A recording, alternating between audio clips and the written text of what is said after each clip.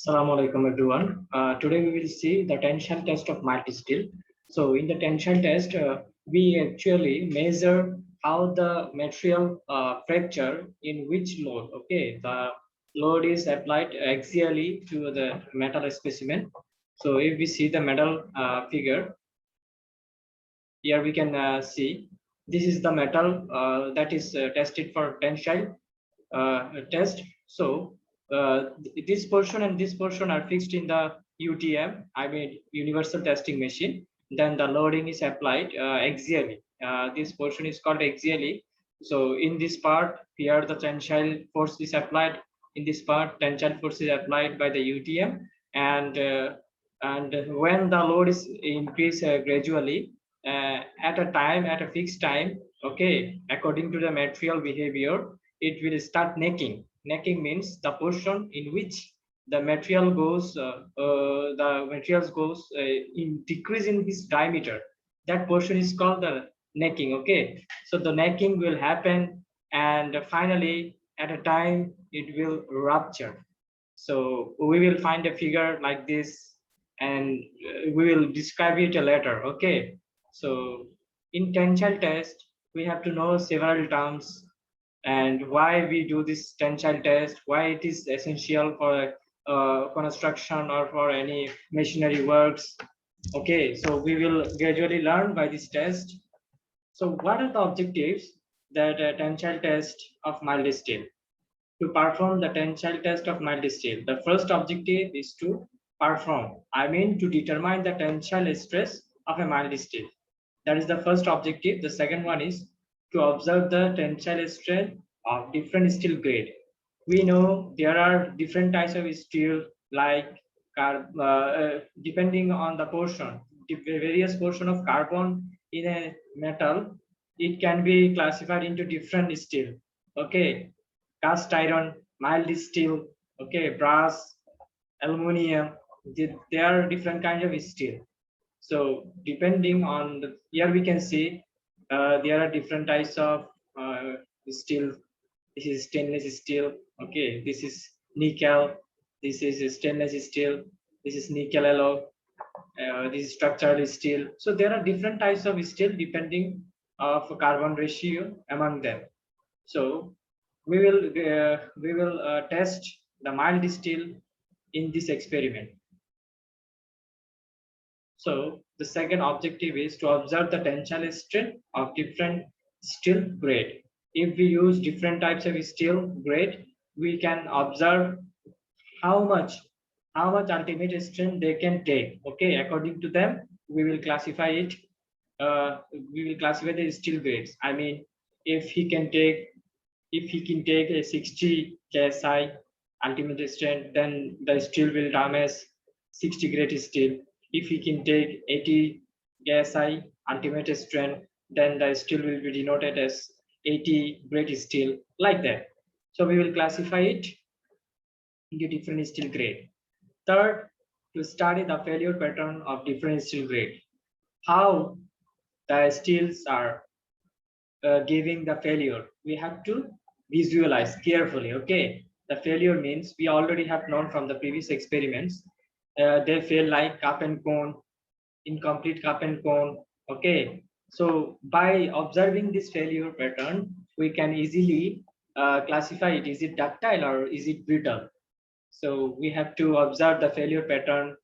And finally, in four objective, to compare the performance different steel grades, and also we have to classify the performances of that steel grades, how they can be performed when we will use them in different construction work, how they still will perform. So among these four objectives, we have to do carefully the specimen test. What are the apparatus and specimen we need actually? First, we need universal testing machine. Second, the mild steel specimen. Then the stopwatch, we have to observe the carefully how much a strain they are given corresponding to the time, and the digital slide calipers. We have to measure the diameter of the specimen in the necking portion, and also before the testing, because we have to know the exact diameter of that specimen. So we need a slide calipers to measure the accurate diameter and also the length. So this is the gradually this is the curve of a stress and a strain diagram. So whenever we will keep the specimen in the UTM, so the loading pattern will be like that. We will get the curve like that. So we have to know different terms regarding this curve. If we know the different terms terminology, so we can easily understand what are the mechanism, what are the behavior they are giving. So firstly, I will explain what is a strain. Strain means unit deformation per length. I mean, if the initial length of a specimen is 2 meter, if after the loading is applied, then if it increases to 0.2 meter, so the strain will be zero point 0.2 divided by original length, I mean 2. So the strain will be 0.2 divided by 2. That means unit deformation per length is called a strain. What is stress? Stress is termed as internal resisting force. I mean, when a load is applied to a body, that means when a tensile force is applied to a body, the body itself applied a resisting force to that applied tensile force.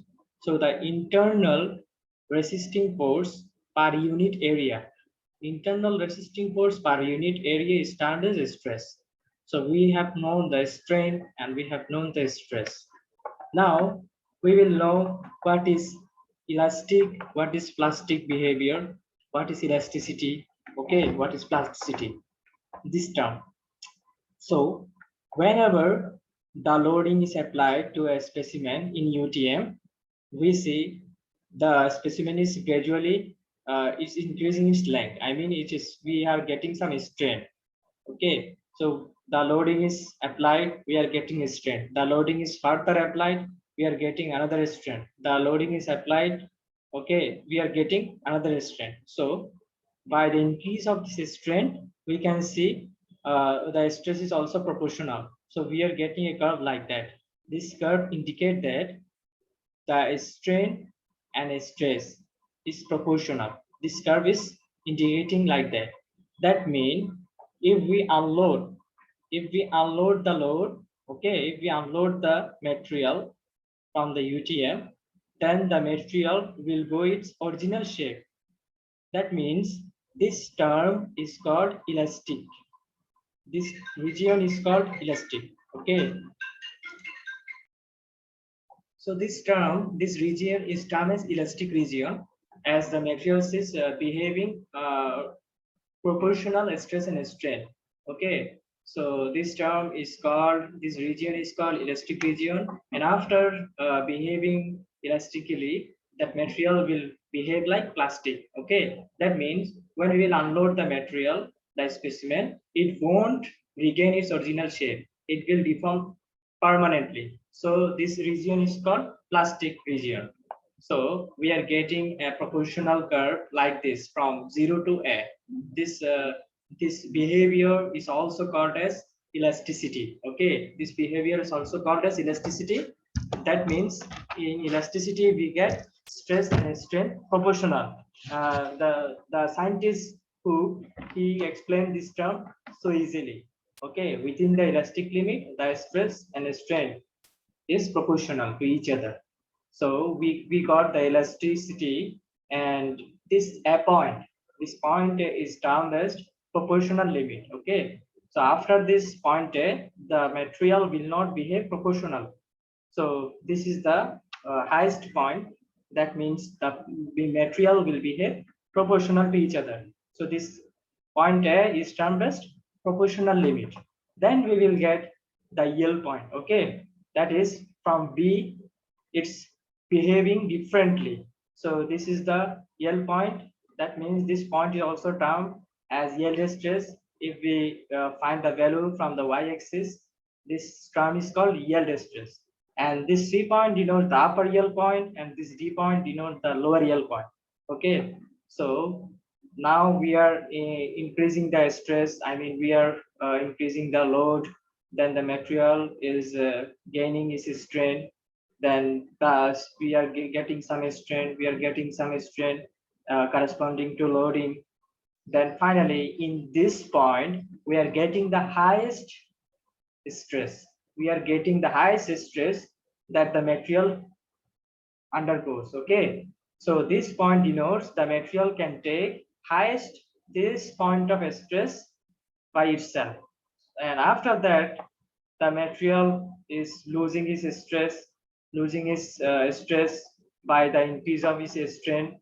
Okay, so in one term the material will go failure, I mean the material will finally rupture at one term, and this point F denotes the rupture strength of that material. Okay, so the highest stress at which the material take the load, that is called the ultimate stress. So this is the very important term for this test, because by finding the E point from the graph, we can easily explain how many grade we can give that specimen. I mean if we get the E point 80 KSI, we can easily explain the term as this is 80 grade steel. Okay, if we find a 60 KSI, that means we can say the specimen this is 60 grade steel.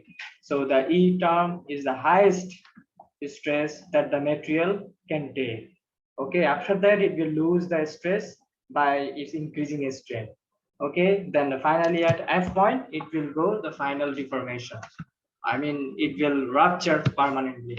So we understood the two things. I mean this term is elastic and this term is plastic. This is the ultimate strain point, this is the rupture point, this is the upper yield point, this is the lower yield point, this is the yield stress point. Okay, then this point is proportional limit, and in elastic limit we know the stress and strain is proportional to each other, and this term is known as elasticity. Okay, so we have learned a lot of terminology, so we have to understand it deeply. Along them, we should also know some extra terms that we will describe later. So if we go to the theory part, there said various machines and structure components are subject to tensile loading in numerous applications. So various machines and structure components. So various machines and components, they need tensile loading for various applications. I mean, in different applications, they have to take tensile loading. So for safe design of this component, so if we have to design it safely, we have to know the tensile strength and ductility of that actual material, of that actual specimen. So we have to find out how much ultimate tensile strength the material can take and what is its ductility. A material, when subject to a tensile load, when we apply the tensile load to a material, resist the applied load by developing internal resisting force.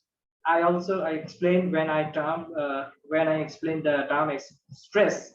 That means when I applied a load, tensile load to a body of a specimen, it creates resisting force to corresponding that loading. Okay, it creates a resisting force internally to resist the applied load. So this resisting comes due to the atomic bonding between the atom of the material. So this resisting force comes from the atomic bonding of that material. The resisting force unit normal cross-sectional area, I mean the resisting force per unit area is known as stress. So here we can find the definition once again. What is stress? The resisting force per unit area is known as stress. So after that, we will know the value of stress is in a material goes on increasing with increasing applied tensile load. So the value of stress of material goes increasing. I mean, when we apply the load, the stress increases, and also the strain is also increased gradually, but it has a certain maximum limit too. So it has a maximum limit too. That means he is indicating the point D. The maximum stress at this will be maximum. Okay, the maximum stress at which a material fails is called as ultimate tensile stress. So the maximum stress, this is the maximum stress the materials fail. Okay, the materials fail is called ultimate tensile strength. That means he can take the maximum stress E, then he fails at F. So this E point is called the ultimate strength of that material. So we know the two terms. One is what is stress, what is tensile strength once again, and what the term the end of elastic limit is indicated by the L point. Okay, what is elastic limit?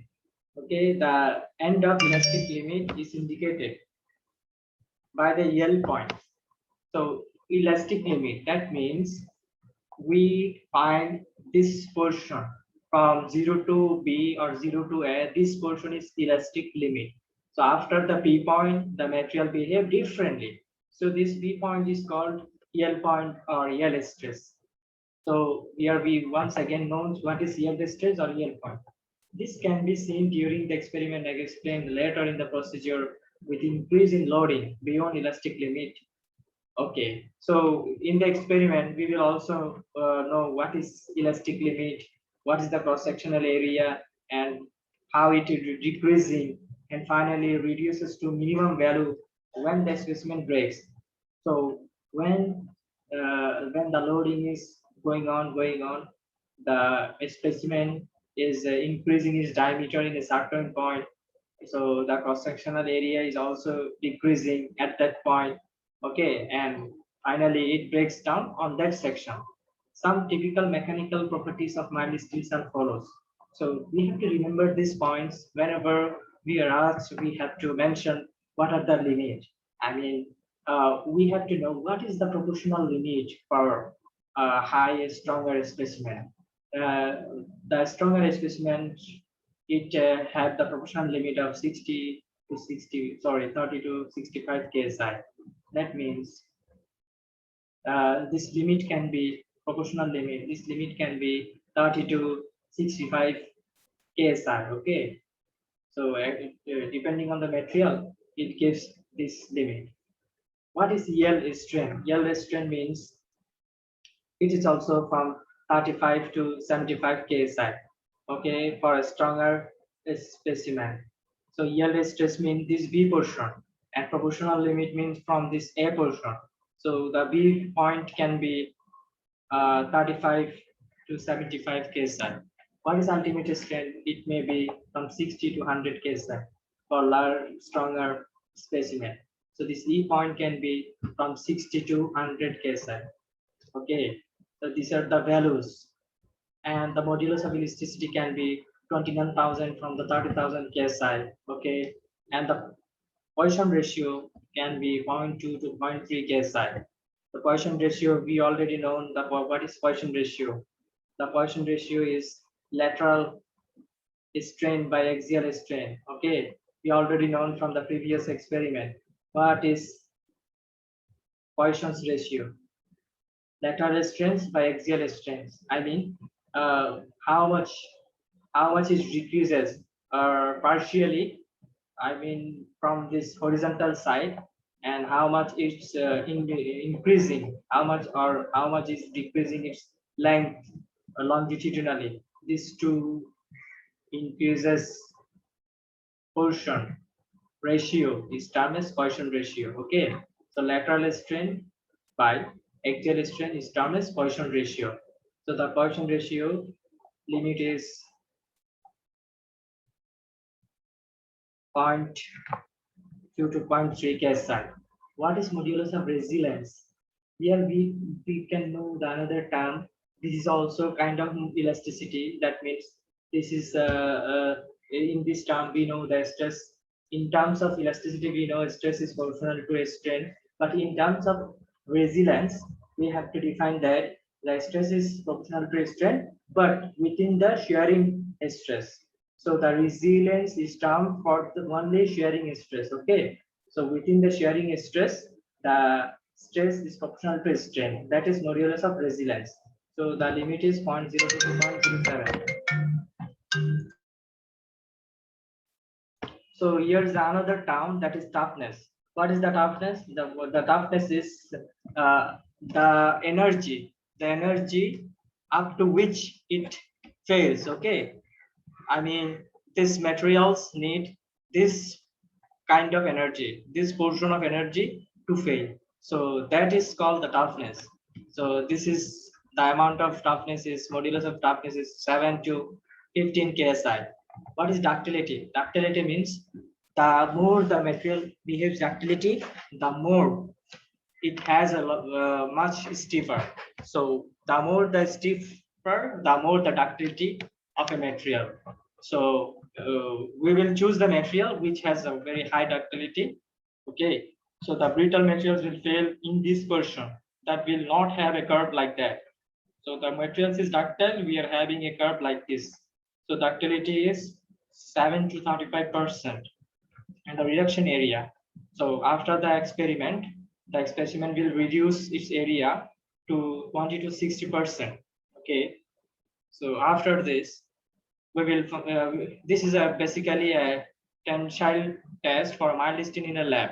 So when we will do this test in a lab, so in a computer section, it will have a graph like this. Okay. This is mechanically experimented data by which the computer give itself a curve like this one. So this is the proportional limit, and after that it will go to plastic limit. So the materials will fail at this point, and it has the highest peak point in this term.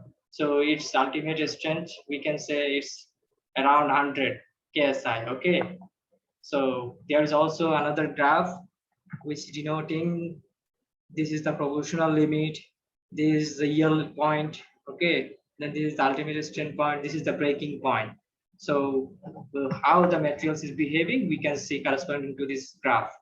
So whenever we put this specimen in the UTM, it has its original shape. I mean, for this portion, this will have its original shape. If we unload the specimen, it will regain its original length. So this portion is elastic. So after elastic, it will deform. Okay, it will deform plastically. So it's having a much larger time, much larger length uh, comparing to the first one. So the length is increasing. So after that, we are having a necking portion here, because we can see in the middle of the portion here some volume decreases. Okay, some void we can see where the fracture will happen. So this portion is called the necking. So the necking happen in this term after the ultimate strength. So finally, at the breaking point, the material will break separately. So specimen condition is stress strain curve for mild steel in a tension. This is the actual scenario by which we get this curve. So this is the failure pattern we already known. This is a cup cone fracture. This is a cup and this is a cone. So this fracture is called cup cone. The ductile material have this cup cone fracture, and this is a necking. This is necking means this portion is decreases when the loading is applied. So this decreases portion is called the necking. Okay, this is incomplete. Here the cup and cone didn't happen like this one. So this is incomplete cup cone fracture, and here we can see the another incomplete cup cone fracture. Here we can't see the cup, we can't see the cone. So they are called incomplete. So this portion is called necking. Okay, the necking found, but that is ductile. That means ductile. They are also ductile. They are also ductile. But here we can see the cup cone fracture. So here's also some specimen where the fractures happen. Different types of fracture failure. Here in this graph, we can see the stress strain curve for different types of material. Okay. So here we can see the different types of materials specimen. Okay, how they are behaving according to their applied load for the tensile test. So we can see the nickel alloy is still they are having much stiffness. I mean, they are having much ductility, and they are having the highest ultimate strength 240 psi than the other specimen. Okay, then stillness is still they are having 210 psi ultimate strength. Then the stainless steel. After that, the annealed titanium alloy steel, the nickel alloy steel, or two. So there are different types of steel specimen, how they are having their behavior, okay, when they are tested in the lab. So so that are the comparative stress strain diagram for different metal and alloy. So after that, we have to know what is necking. This is a very important term or mechanism. So when we apply the tensile force to a specimen, so at that point, when it gain its ultimate strength, then it will decreases its diameter at a certain portion. When it will decrease its diameter, this portion will call as necking. Okay. So at this term, here we will send some void. So in that void, the fracture will happen. So at one time, it will fracture on that necking portion. So so here's also some another explanation. The necking are happening. We are having some little void. The void grows larger, and one time it will fracture on that point. Yes, that is called the necking, and by this necking portion, the fracture are happening for the ductile material. Here we can see another typical test results from the BUET. If we test any metal specimen for the tensile test, we will get a data tables like that. So these are the standard lab report, uh, calculation report. The authority will provide us when we will do any testing. Okay, equation and calculation. So we have to find the strain rate from a stress strain curve. What is a strain rate? Strain rate means the percentage. I mean how many according to the time elapsed time increasing. That is the strain rate. So we have to find out the strain rate. We have to find the initial subjected to UTM. Firstly, we have to find its initial length L. Then we have to find final length after the specimen failure. We have the initial diameter. Before the testing, we have to find the diameter by slide calculation. We have to find the diameter. Okay, so that is finally. So by calculating the area from the diameter di, we will get initial cross section area ai. We know what are the area for a circular portion. So we have to apply that formula, and we will get final cross section from the df by applying the formula. Okay, pi d squared by 4. So we have to draw a strain curve, stress versus strain curve in the tension. We have to draw this curve. After finding the stress and strain value, we have to draw this curve. Then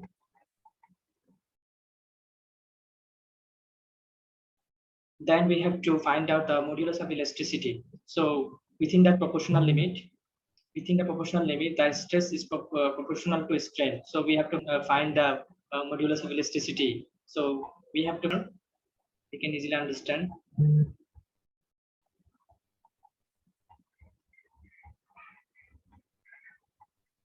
Curve. Okay, so these are the strain value. This point is strain, and this point is stress value. So we have to find the stress value, and we have to find this strain value. So if we divide, we'll find the modulus of elasticity. So after that, we have to calculate ultimate strain. So the E point is called the ultimate strain. We will find it from the graph. Determine the yield stress. We will also find the yield stress from the curve. Okay, so then we have to find the percent elongation from calculating the initial length and final length. This is the formula we already have seen from the previous lab. So we have to determine the percentage elongation of length. And finally, we have to find the Poisson ratio. We already know the Poisson ratio is lateral strain by axial strain. We have to take the initial deduct the final diameter or to initial diameter and divided by initial diameter. That is called lateral strain. And the initial length minus final length divided by initial length will be axial strain. So by putting this value in these equations, we will get the Poisson ratio. After that, we have the maximum force from the graph. How much elongations the materials is having. Then we have to find also proportional limit, elastic limit, breaking strain, yield point load, ultimate load. Okay, so this by using this graph, okay, so we have to put a stress curve versus strain curve for 60 grade per or for 72.5 grade per, and combined tensile stress strain for 60 and 72.5 grade per. We have to show off the different loading. We have to plot a graph for 60 grade or 72.5 grade. So we have to take two kind of specimen, especially the 60 grade bar and 72.5 bar. So we have to come. These are the values. These are the chart. We have to put the values in observation one. That is 60 graph. 60 graph. Sorry, it's a 60 grade, and this is 72.5 grade. What are its elasticity? What is its proportional stress? Okay. Then sigma e. We have to put all these values. The failure pattern. We have to put how it failed, and also the observation. Another observation, we have to put this all these terms that are explained here. Okay, so these terms are put it on this chart. Finally, we have to find EMF, then the percent elongation. So we have to fill up this chart, and we will find how the material behave, how the material is strength, how is it stiff or not, it is brittle or not. So we will find this all these explanations. Is it okay or not? Can we use the materials or not? We have to this failure pattern, all these points in this complete these questions for the quiz. Okay, so question for the next classes. Okay, so all the best.